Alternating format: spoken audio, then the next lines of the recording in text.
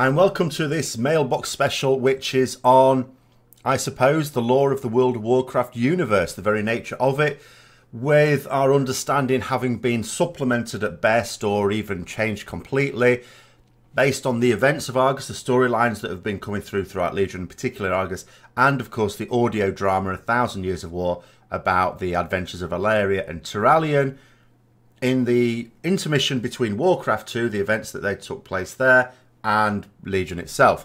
Now, there were a number of comments in those videos about people going, no, I don't think that's quite right. So what I'm going to do, it's quite easy. On the internet, of course, you can have someone say, no, you're wrong about that, and someone else says, no, I'm not. It all gets very pantomime. Oh, yes, he is. Oh, no, he's not. So what we're going to do is we're going to have a look at the source. I'm going to try and show you something from here. I'm not really set up to show things in detail from here. I'm just going to hold it up in front of the webcam. It would be good if I had to just pluck it down and show you various things in here, but we'll see how we go from there.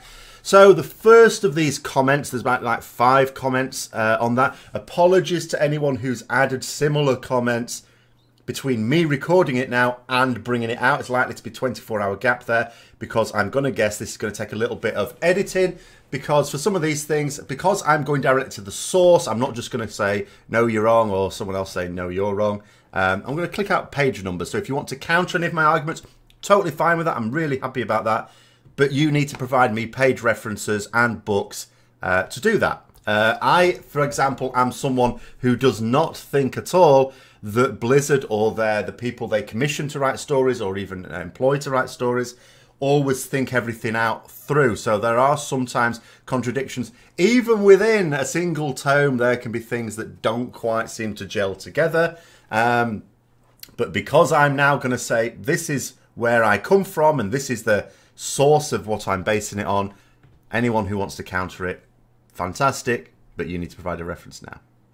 So the first comment is, it says, I believe that we have 3 major forces in Warcraft lore: the light, the void, and the arcane. This one is very, very easy. What it says, it's the start of both the Chronicle Volume 1 and Volume 2. So I shall read it out to you. The cosmic forces, light and shadow. Light and shadow are the most fundamental forces in existence. With that first statement, it's laid bare there are 2 forces. And fundamental. Now, some of the arguments people come up here are ones of philosophy or interpretation of something in here. Some of them are just people. I'm not saying this. The person who wrote this post is such a person, by the way, but some people clearly are. Just don't understand the words of meanings of words. So I'm going to explain. Fundamental means when you break everything down, you can't break these things down anymore. So, for example, in the real universe, we have 4 fundamental forces. All right. In the Warcraft universe, it's clearly saying here, it's the very first sentence in the thing, light and shadow are the most fundamental forces in existence. I'll read the rest of it anyway, because it's all interesting. Although contradictory by their very nature, they are bound together on a cosmic scale. One cannot exist without the other. Pure light and shadow dwell in a realm outside the borders of reality, but shades of their presence are found in the physical universe. Light manifests as holy magic, while shadow, also referred to as the void, I tend to call it the void, I have to say, appears as shadow magic. Now, arcane is an interesting point. A lot of people discuss this in arcane. There are 2 uses of the word arcane in Warcraft lore. One of which refers to a type of magic. Now, there is a diagram in here which, you know, when applied to some of the sections of passages in here, sometimes is a bit of a head scratcher. I'm going to try and show you it. Where is it? Hold on. Have I gone past it? Yes, I have gone past it. Can you see that? There's a bit of a diagram here. Now, I don't think you're supposed to read it as a flow chart, apart from anything else. So what it has at the bottom, you can't really see very well, can you? But right at the bottom, it has the shadow, the void. And right at the top, it has the light. And then it talks about, you know, within the light, you've got holy. That's the sort of magic associated with those. And then you've got the Naru, which are the beings most associated with that. And at the bottom, where it says shadow, You've got Shadow stroke Void there, and then the Void Lords. So those are all the major cosmic protagonists. And then also within the Shadow, you've got Old Gods, because of course we know that Old Gods are like, beings of the void as well. Now, everything in between, the suggestion is that it's a mixture of the two. But here's where it's interesting, and this is where this arcane thing's come from. So here you've got the Titans. Now, the Titans, geographically speaking, on this diagram are very close to the void, but we're not suggesting that the Titans are creatures of the void. Apart from anything else, the void lords are wanting to corrupt the Titans to make them into something different. So I think everything in the middle is just the result of light and void, light and shadow. I think that's what it's supposed to mean. And indeed, even says as much as various points there. So arcane is not anything extra. It's not a fundamental force. It's within all this.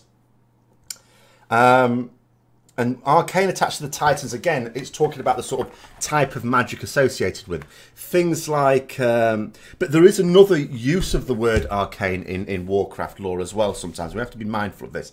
The thing is, the word arcane is not a Warcraft word. When we're talking about arcane magic and that which is associated with the Titans, sure, that has, specifically a Warcraft word meaning. But the word arcane, it's not even a fantasy word. It's an actual word. You can find it in a dictionary. It simply means of mysterious origin. And sometimes it is used to mean that as well. Like we can talk about in the real world arcane relics and artifacts when we're talking about the fact that we don't really know where these came from. So we have to be quite clear about that. But, the arcane as a fundamental force, no, because I say that very first statement in here says as much. Now, Warcraft Chronicles Volume 2 also has something to say, although I sort of feel I want to read that on a later comment. So I'll do that a bit later. It says, also, I believe that Fel is stated as a subproduct of the light and void clashing into each other. Now, Fel is actually, whenever you see the term Fel referred to at all in any of these things, it's a type of magic practiced by demons. Now, here's where you get something a little bit slightly confusing. And demons, of course, are products of the Twisted Nether, and it describes the Twisted Nether as being the result of the clash between light and shadow, light and the void. Now, obviously, the Twisted Nether is a product of both the light and the void. Demons are a product of that, so you can sort of say demons are a product of the light and the void. And this diagram, as I say, seems to suggest, when I first read this diagram, this is before anything from Legion came out, by the way. I just took it to mean you have basically the light and the shadow, which is the case, but that everything else in between is some combination of the two. But there are a few little things since that have made me think, funny. So yeah, you've got Fel over here, which is again a type of magic. And there are other types of magic here. You've got death magic, necromantic magic here. You've got nature magic, life magic here.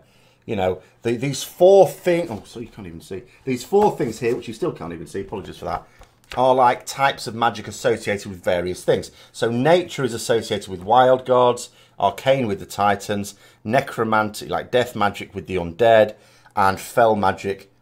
But here's where it's very strange. It doesn't say Fel magic with demons, even though when you read about Fel magic in the Warcraft Chronicles, it says demons. What it shows on that diagram is Fel magic associated with the Burning Legion. And this is where it gets a bit weird, because the Burning Legion are made up of demons, sure. And, and that's, what it says every time it uses the word Fel. It describes Fel, which is, by the way, at least a fantasy word. The word Fel has appeared in fantasies before Warcraft, but it's not a real word, as far as I know anyway. I did have a quick sneaky look in my dictionary on this one, and I didn't find any fun. So I think it's a word, I think Tolkien basically came up with it. I strongly suspect. But we can certainly call that a Warcraft word.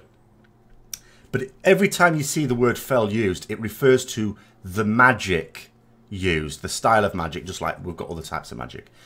Rather than a fundamental force itself. There's no driving intelligence behind it in the same way that there is between the light and the shadow. I'm sorry, I'm getting all sorts of Sunday afternoon sounds coming out from here. We're cutting the lawn now. Sorry, I just have to put up with that. So where's the next bit? So, yeah, so that's it. It says that the Titans are arcane. The Titans use arcane. It's arcane is associated with them. That's their form of magic, is I think what we're supposed to get from that. And it says, because that's what the Well of Eternity gave to elves. Yes, sort of. We can get onto the Well of Eternity as well. And the well was created to seal the hole that was created when Amonthul rips Yasharaj of Azeroth. Yes, that was the result. That's like the, I don't know whether they call it a scab or whatever, but that was the location of the wound. Absolutely. And yes, the fact that that provided arcane energies for the elves is the night elves really at that time. Yes, ties in with the facts that Titans are beings of the arcane, but the arcane is not itself a fundamental force of the Warcraft universe. It's really clear about that in there. So that's the first one there. Next one is more of a question rather than anything there, but it's again, it's related to this diagram, so I'm going to put it in here. It's a small question. If Titans didn't create Azeroth, then what is the Emerald Dream about yet? So, although the Titans didn't create any world, they do order them. That's what they do. The first Titan that awoke, who awoke independently of anyone else, was Amonthul, who became the leader of the Pantheon. And he was alone, it describes in here, but he knew there must be other Titans about, so he went trying to find them. And then this is what the Titans do. They try and find what are now called world souls, Titan souls within planets. The way they do this, they can't just go up to a world and go, yeah, that's a Titan.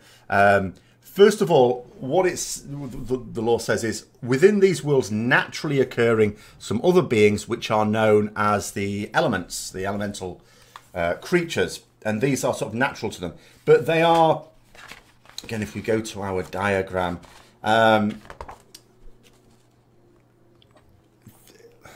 it's often described in the lore as being fairly chaotic, but in reality, they're within this thing between order and disorder. So I'm not quite sure how that's supposed to fit in there. But nonetheless, you've got the elements located on this sort of diagram of existence, the cosmos, on there as well. So what the Titans do is they order the world. They contain these elemental forces. They're not trying to destroy them or anything. They're just trying to make them behave themselves. Because, again, Titans are creatures of order. But that's, again, a philosophy. There's no order. Order's not like a force like light and shadow. Remember, those are the only two intelligences, so to speak, if we can call it that, in the cosmos. So, but the Titans are beings of order, so they create order, and then they seed the planet with creatures. And then through those creatures, they're able to tell whether it contains a Titan soul or not. So that's... And the Emerald Dream is their blueprint for the ordering of, in our case, Azeroth. This is their plan for Azeroth. Because what happens is sometimes when they do this ordering on the planets, something goes wrong with the evolutionary process. It doesn't go according to plan. So they have other beings that are there to monitor, and if something goes wrong, they're supposed to wipe out all life on that planet and start again. So, you know, that's what the Emerald Dream is supposed to be. It's supposed to be that blueprint for it. And that is also shown as well. I don't know why I ever move off this page. I'm constantly referring to it, aren't I?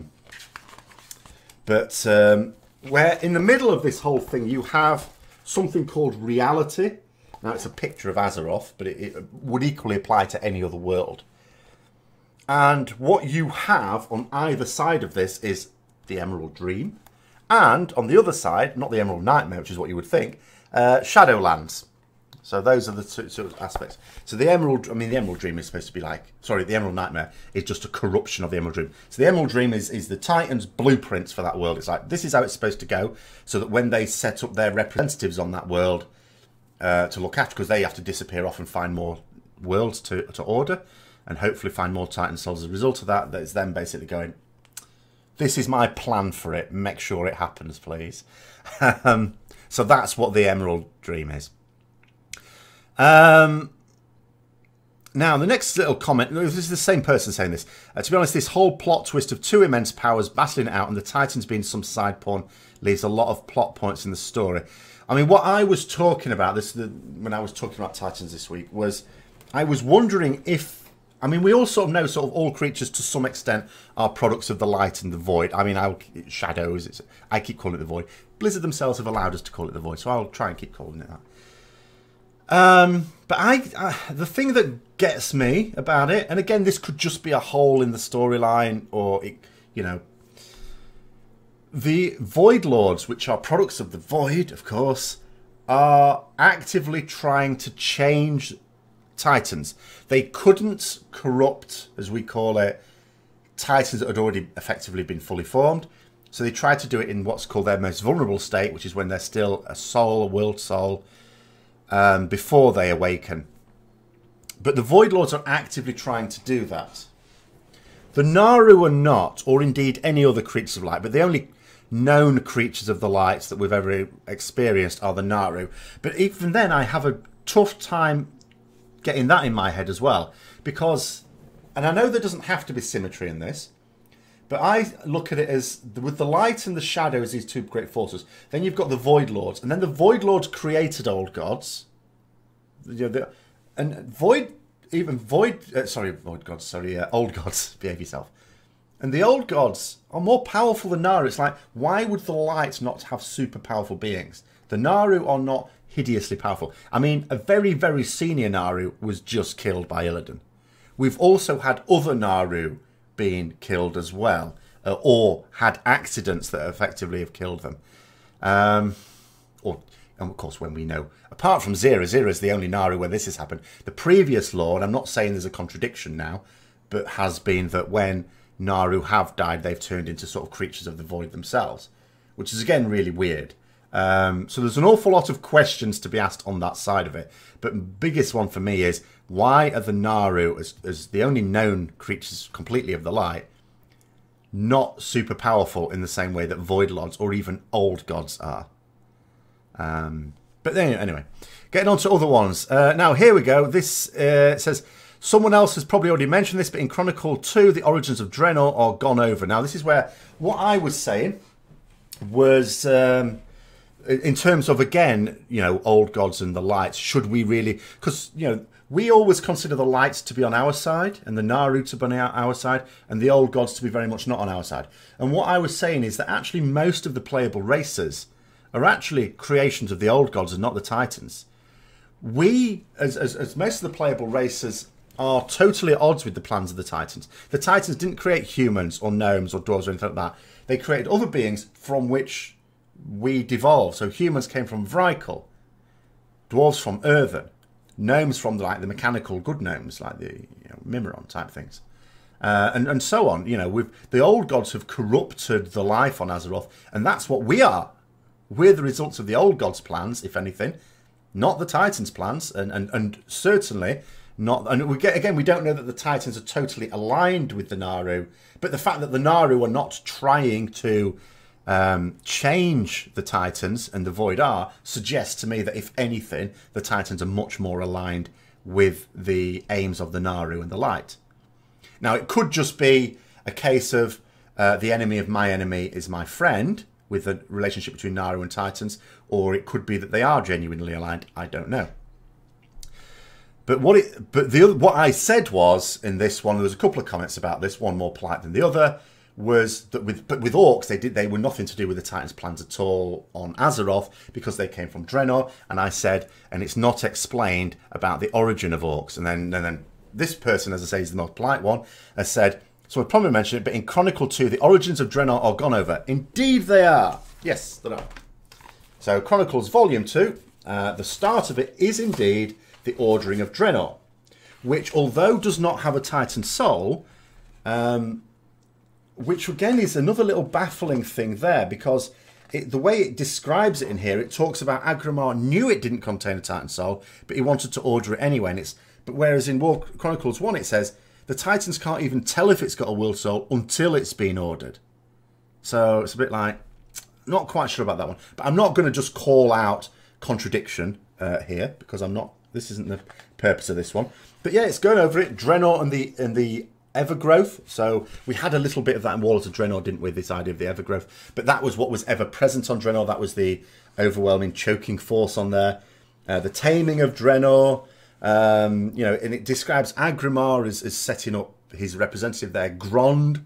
It talks about, giants and it talks about the primals, Arakoya, Apexis. There's a section just on the Curse of Sethi, for example.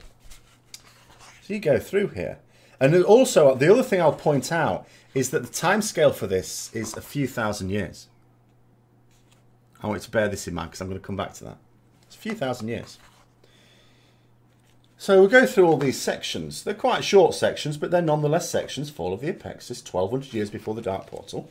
Nice little map of, you know, the major land masses there, including some that we didn't get to see in Warlords of Draenor. You know, and, you know, Chapter 2, the Children of Stone. This is like the line of Grond. The Gorian Empire, again, orcs into there. Gron appearing there as well. You know, another little map with the orc things. There is no section on the origin of orcs at all. Not one little section. Where orcs are mentioned in here, and I'll you know, people to look up. So page 36. It's one of these weird things, this book, though. Not all the pages have page numbers on them. This one doesn't. But it's the one before page 37. It's quite easy to find. And the line of Grond. And it says, even the races that shared a common ancestry with the Ogron were not spared. Ogres and orcs quickly learned to fear the attention of the larger Ogron. Now, here is the difference between a statement and an explanation. A statement explains what is, and it does that. The statement says the orcs came from this line of Gron. They basically came from Gron. They are descended from Gron. Like, not evolutionary, though, because that's what I said before. This whole process takes over a few thousand years. Literally, a few thousand years. Now, an explanation has to convey an understanding of why something is as it is. And that's why I say the origin of orcs is not explained. The origin of other creatures, playable races, is explained in the lore. We know why humans devolved, if that's what the Titans would call it, from Vrykul. We know why dwarves devolved from Earthen, right? We know about the curse of flesh. This is all explained in the lore. This isn't. And it's a bit like the way, because I have to explain this to my science students as well, the difference between a statement and an explanation, because it is quite crucial. And I always give it a pretend, I ask my students a nice science question, why are leaves green? And then people will go, feeling very pleased with themselves because they know, because chlorophyll's green. That's not an explanation. That's another statement. Because then you can ask the follow-up question, so why is chlorophyll green? Because you're not explaining it at all. And it's the same thing here. So I'm going to stand by that. If you can see anywhere in here an explanation about why orcs are, because it doesn't say anywhere in here about the plans for orcs, what Orgrimmar intended of them, or that he even intended them to be. You know, there's nothing in here that even says Orgrimmar intended orcs to even be. There's no corruption from old gods that caused it. Nothing is in here is mentioning that Grond intended it. So although you, and this again, what I mean about understanding words, some people will, it's a bit like, you know, the why is Turallion 1,000 years old? You know, before the audio drama, it wasn't even covered. We just sort of know he's over 1,000 years old. And people were quite happy that Blizzard have explained it, because when I was querying this, they said, no, they explained it. It's the Twisted Nether. That you might as well just say a wizard did it. And even after the audio drama, even though it's sort of now described something about that process, you still might as well say a wizard did it, because there's still no explanation. There doesn't have to be. It's a fantasy game. They don't have to explain the origin of orcs. I just made a comment that most of the playable races, when I was discussing the nature of the void and the light, are actually creatures of the void more than the light, or even the Titans, because it's sort of both. We are not in the design, but I said orcs are separate to that because they are alien to Azeroth, and they came from Draenor, and we don't have the explanation for their origin, and we don't. Now, if someone wants to point out a book, it doesn't have to be these books, of course. If someone wants to point out any book and the page number where it is explained, and by explained I mean we know why orcs exist, not just they are descended from a thing, that's a statement on explanation, then be my guest, and I will tackle that when someone does that. But I don't think anyone's going to. But I'm not saying I'm a lore master or anything. I'm very interested in the lore. You know, I read books when I can. I take a keen interest in the quests in the game as well, mostly Alliance ones, let's be honest. But if someone wants to sort of explain something new to me, then I'm perfectly happy to do that.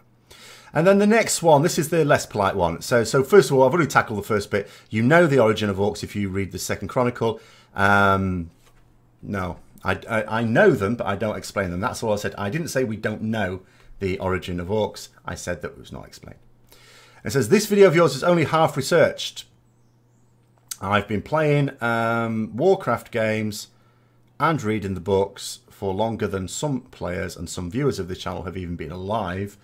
I'm not going to say it's only half researched at all. It says, so painfully obvious. It says, Titans are beings of arcane, such as demons are beings of chaos. Nope. Again, completely. This is someone who's drawing out bits that they've heard somewhere, not getting in there. Arcane is not the opposite of chaos, or even different. Again, you know, and the diagram sort of explains it really clearly. If you're going to, in fact, chaos isn't even referred to in here. Chaos isn't even a thing. You know, disorder is the word that's used. But we can say that we're not going to split hairs here. We can say that chaos means the same as disorder, in the same way that void means the same as shadow. And demons are indeed of disorder, and titans are of order. But arcane is a different thing to that. And also to say that they are beings of arcane, that is not stated in here at all. Nowhere in these books, I'm going to say, because I've read these several times. Now, if you're going to point out another tome, that's fine. But nowhere in here does it say that titans are beings of arcane. They're associated with the arcane. It's more like that they use arcane magic, which is a different thing. It's about like a fire mage uses fire magic, but they are not beings of fire. Fire mages don't go around being self-immolated all the time. Occasionally they do, depend on the spell they cast. So again, it's one thing if someone's going to query, like the previous comments of people querying and sort of saying, I think you're wrong, you know, but there's a lot of respect shown there. If you're actually going to be really disrespectful in a comment, you at least need to be right. And again, it's quite funny that someone who's getting very fundamental things wrong that are explained in a single page right at the start of the Warcraft Chronicles is getting basic things wrong and then accusing me of getting things wrong. So it says, you'd know this if you took time to ponder what the Well of Eternity even was. I know what the Well of Eternity was. And then I actually, queried that. And I said here, blah, blah, blah. It says, the latest storyline is set in Light and Void as two cosmic chess players. There are no other players. It's my statement. So waving around terms like arcane and chaos is meaningless. And then again, another hugely polite and respectful response. By the way, I will say that when anyone is arguing, there are only two reasons to aggressively argue. The first is if the result of the debate has an effect on people's lives. So an election, for example, you can understand people getting a bit tetchy when presenting arguments that could swing an election one way or the other, because that does affect people's lives. Is that the case here? Does it really matter whether or not I'm happy with the explanation for the origin of orcs or not? Doesn't really affect anyone's lives, does it? And then the second reason is simply because it's the statement, isn't it? Attack is the best form of defense. So when people don't really have anything to back up an argument, they tend to say it aggressively in the hope that the other person will back down. No. So it says, what have they changed about their story since the Chronicles came out? What? They've retconned Illidan and the whole story of Legion for a start off. And it said, blah, blah, blah. Filling in the details is not the same as changing the story. Indeed, it is not. But they haven't filled in details. They've actually changed storyline. But anyway, that's neither here nor there. What I'm just sort of saying here, let's read the rest of this. It says, in the Chronicles, they had established that the Void seeks to consume all life and create a universe of nothingness. It's not actually what it says, okay? That's not what it says at all. And I want to sort of find the place. I'm just going to pause this. Right, apologies for keep pausing. I mean, obviously, you've not necessarily seen the pause. But I have to then find the passage in the book. So, what it says here about the Void is... other forces stood in opposition to the Titans, including sinister beings known as the Void Lords. The Void Lords saw great potential in the Titans to serve as weapons of darkness. If even one of them fell to the Void Lord's corruption, that Titan could be used to bring about the end of the universe, the end of everything. Now, this is a crucial distinction. They are not trying to make a universe of nothingness. That's what Sargeras is trying to do. The Void Lords want to destroy the universe. Whether to rebuild another one, start again, a slash and burn type tactic, who knows? But they actively want to destroy the universe. This idea of a universe of nothing, in other words, a universe devoid of life and worlds, that's what Sargeras wants to do. And he wants to do that because of his opposition to the Void. What we have to remember is Sargeras is not a corrupted Titan. You know, he's a Titan. He has the same basic instincts and ideas as all the other Titans ever had. It's just that he saw no way to defeat the Void, to prevent the Void corrupting their order, corrupting these Titan souls. And also this idea, whether they know that because we know as like omnipotent beings who can get to read Blizzard storylines, that the Void want to destroy the universe. Do the Titans know that? They certainly know they intend it no good at all. So Sargeras thought the only way to stop this is to wipe out all life. In other words, create this universe of nothingness, and with the hope that later on some life would emerge anew and free from the taint of the Void.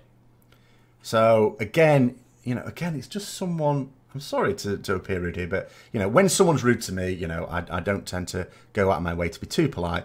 But it's someone saying, what it's like, someone saying to you, no, you've got the very basics wrong, stuff like that, and yet the person saying it gets very basic things wrong that I can just point to a page and go, Blizzard wrote that. Says they just never mentioned how detailed about how they went doing so, which causes the players to assume the Void was the only true all evil bad guy. No one assumed that the Void was ever evil. It was just opposed to us. I think most fantasy players understand that when you're talking about cosmic forces, you don't talk in terms of good and evil. I think that's given. It says, now they are filling in those details into the existing framework they set in the Chronicles. So now we know the light was preserving life. No, we don't know that. In a not so friendly or free manner. Also, I never said anything about other players in the cosmic storyline. Well, you did. You were talking about Arcane and Chaos. It says the Arcane and Chaos trees are subsections of the light and shadow. But anyway, that's that comment. But that's what I would say to that is the first point is that the origin of orcs is not explained. All it says is they're descended from this. And it's not an evolutionary process even, because it takes place in a few thousand years. And also it's not mentioned as being the plan of anyone either. So again, we still don't know. We can say that orcs are descended from Grom. That's it. That's it. No explanation of why. Whereas with the other playable races, which is my point, we can say not only what they were descended from, but why. Because that's covered in the old Chronicles, as well as books that came before it as well. Now, the last one here. The light is absence of void, and the void is absence of light, is it not? I don't think one or the other is inherently evil or good. No, I agree. But we know that the light came after the void. The universe was all void until the light arrived. Okay, so again, I will refer to... It's fortunate I don't have to read very far into these, because otherwise it would take me ages to find the right page numbers. It's again right at the beginning, but this is the Chronicles Volume 2. It says, the universe was not crafted by loving hands. It was born from the clash of light and void. So light and void both existed before the universe. They created the universe.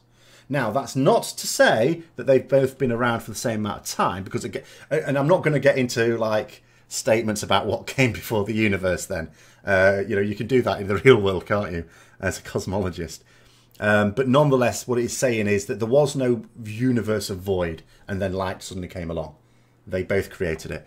And it says the constant strife between these two primordial forces ignited a cataclysmic explosion of energy. From the fires of destruction, reality itself was forged and set into motion. So both of those are responsible, whether in equal parts or not. Doesn't necessarily mean that they're equal either.